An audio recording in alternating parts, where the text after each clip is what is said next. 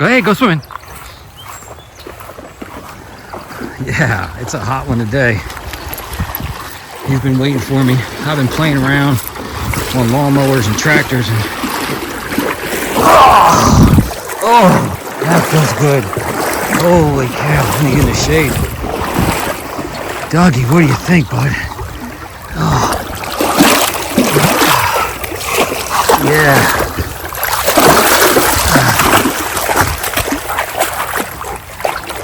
Come on, let's go this way. Come on, where you going? Come on, let's go walk in the water. Come on. Come on, let's go this way.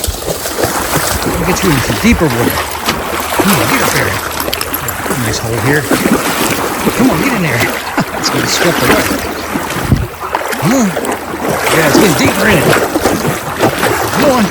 Get up there. Get up there. There's probably trout right in here. You like swimming? Go swimming! So right here used to be a crossing. Well, I guess it still is.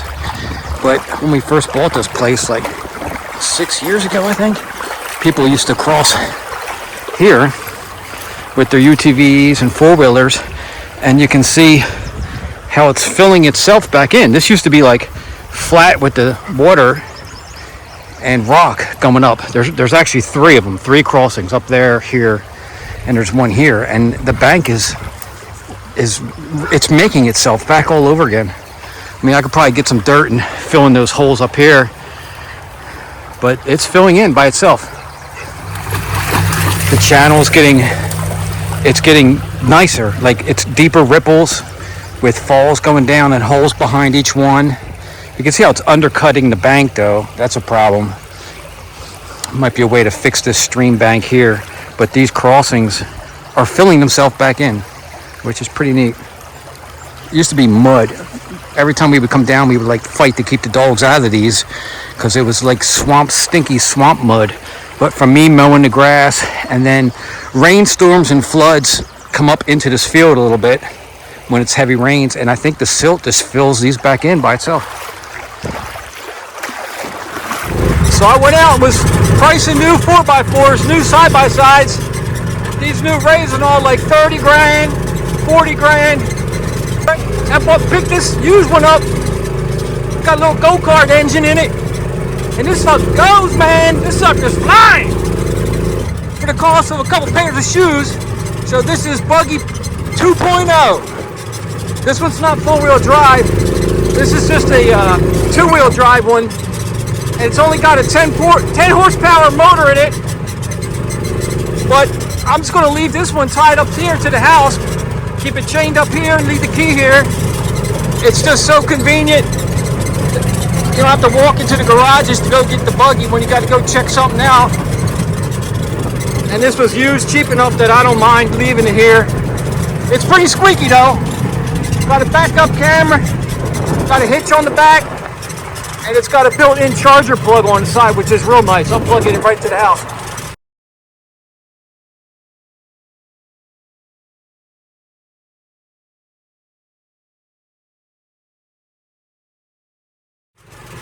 But I gotta come up here and check on this mower. I was cutting grass earlier today, and one of these crossings that we got, I gotta put a culvert pipe here, and I tried crossing right there in that zero turn, and it bottomed out and got stuck. You can see the bottom of it there was buried. I could not get that thing out. I had to walk all the way back to the garage, get the tractor, get a chain. I used a strap actually, it's still strapped up. Yeah, I was stuck, cutting grass, but we gotta go check something else out here.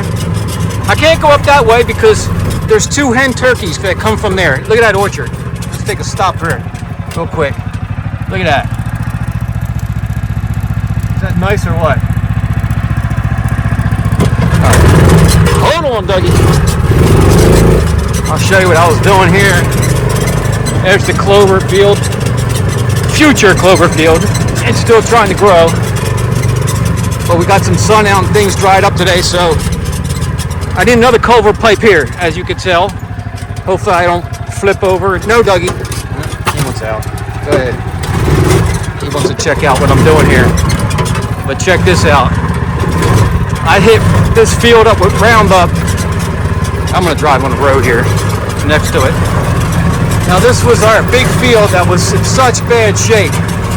This is probably 20 yards long, or 20 yards across here.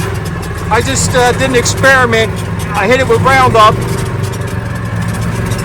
I waited for it to die, and it was so lumpy. Let me show you. Let me show you how bad these ruts are. It ain't bad now, but let me show you over here. I can't even get too close to it. This thing will get stuck. Look at that. Look how that field was. I'm telling you, 2 foot high ruts. You can see one going that way. I mean, you can't drive through this. It's all in here. It's terrible. So I hit this with Roundup, and it's been dying for a little while. And then I said, well, let me stop being a bum.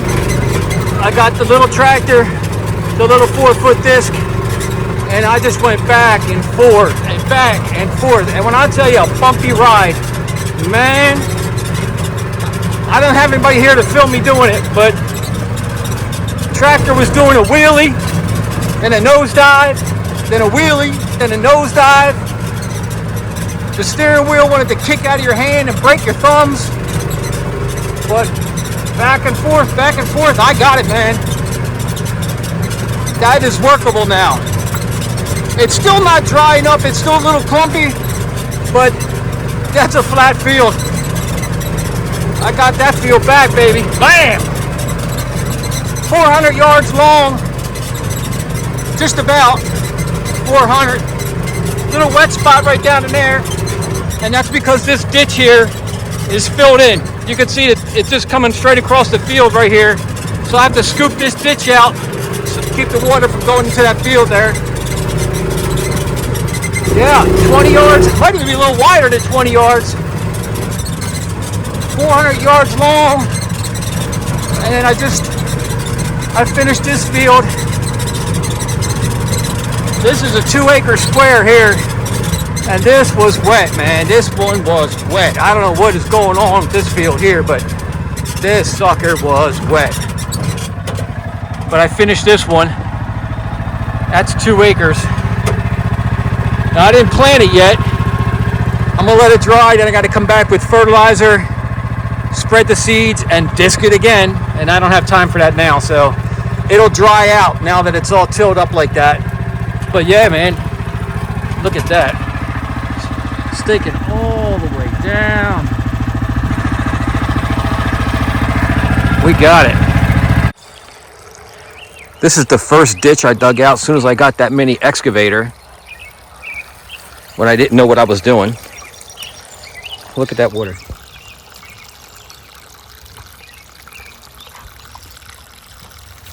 Look at it. Holy cow.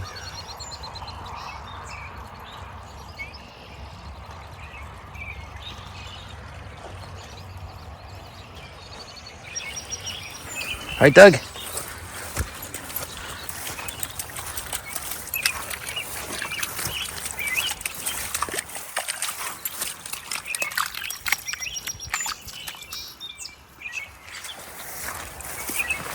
I got to put a culvert in right here. This is where we cross with the mowers, and I got the big Toro Titan Max now with the big tire, so it can make it across. It's not really deep here. I mean, it's not a deep ditch right here. It's kind of flat, just enough to where that mower can get over it. All right, we're gonna take a look at this.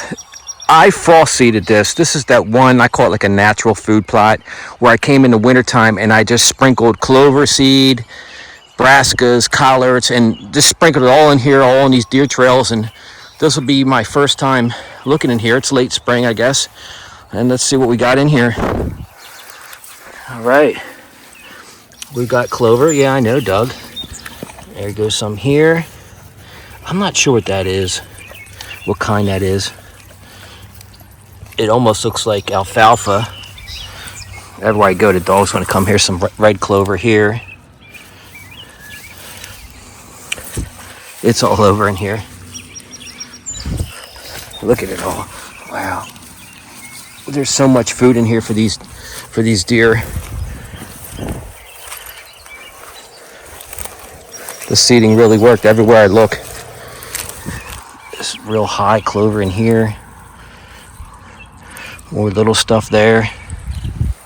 I can't really tell brassicas though.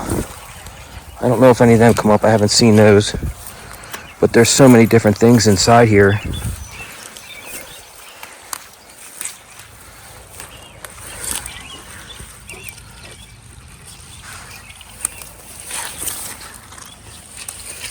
Yeah, I know, Doug. It's all over the place, huh?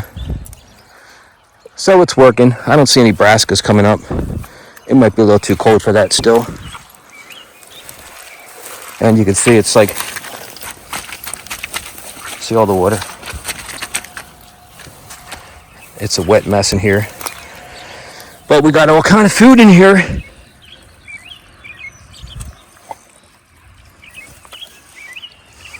Yeah, even you're eating.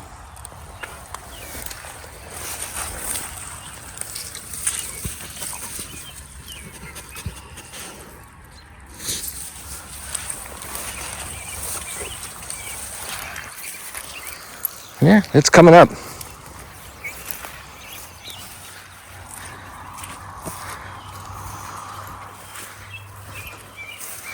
Look at all the native hickories coming up in here. That's a native hickory here. They're all over the place. I should come up here and dig these up and put them in pots. This is just another little square of natural stuff I'm letting grow in here. But there's some junk in here. There's some thorn bushes, some birch gotta get cut out. As it gets real tall, I'll cut it back down. But oh, look at this. This is a whole patch of hickory. Look at them all. Hickory, hickory, hickory, hickory. All these stems sticking up right here are all hickories. And that's because this is the mother tree right here. One of my favorite trees. Gigantic, ginormous shagbark hickory. Look at all the baby hickories right here. Man, I got to get these in pots. That's all hickory. That's why I don't mow it. But this is the mommy tree right here. And that big branch broke off in there. Oh, there's a maple in the way. I gotta get these maples out of here. But that big branch fell down and it was still connected. And it fell down into the field. And I was like, oh man, I get the chainsaw and cut it up. And I was like, nah, let's see what happens. So the deer kind of lay right next to this. And you can see they browse all this stuff. But it's still alive. It's like a natural hinge cut. And it's growing. It's growing so well, being broken off from way over there, that it still produces the hickory nuts way out here, way on the ends here. Now these branches that might be dead further out, I might eventually cut all the dead ones back, but we're getting to it. Do a quick update on these trees too. Like 5 years ago, I planted American chestnuts. They're probably some kind of hybrid I bought from one of those wildlife companies. And I think I bought 10 of them, like a 10-pack. And they sent them to me as seedlings. The stinking trees were about 6 inches, and they were still connected to the chestnut. Like, I'm like, you should, like, I don't understand how these companies are selling them just sprouting out of the chestnuts. They got to, like, wait a little while, but that's what I got. So I planted them, still this tall, still connected to the chestnut. I put them in here, 10 of them. And out of 10, I would say there's probably only 3 that are, like, 4 to 5 foot tall. I planted a couple myself that I started. If you can see that little sucker, that's my own seed. But I've got some started at the house that are already stinking 18 inches tall myself. But what happens is they grow, and then the tips of them, see this tip? Like the tallest branch kind of like, it freezes off and dies. It's like they never get taller. I don't know what the deal is with these things. But that's a good one. This one's a good one. Same thing. See what it does here? The main branch just, it looks like it froze or something and just dies off, and it just stays this height. Like I'm trimming and weed whacking and everything for a stinking bush.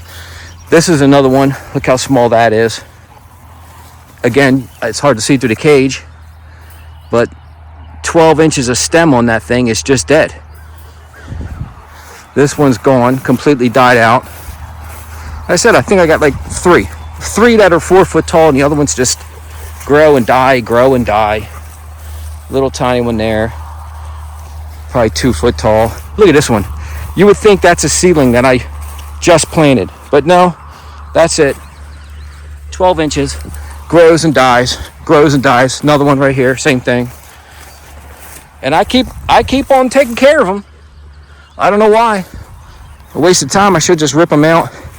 This one's half dead. You can see that whole right side of this one is dead, but then the left side starts to grow again. It makes like a new sprout. It's like a bush. It grows to about 4 foot and dies.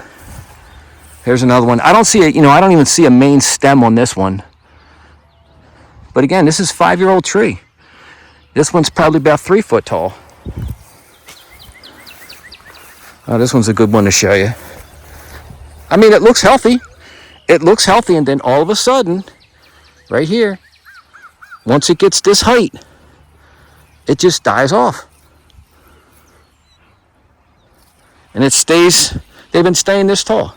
Now, these last 4, I just planted this. My buddy Dan helped me plant these.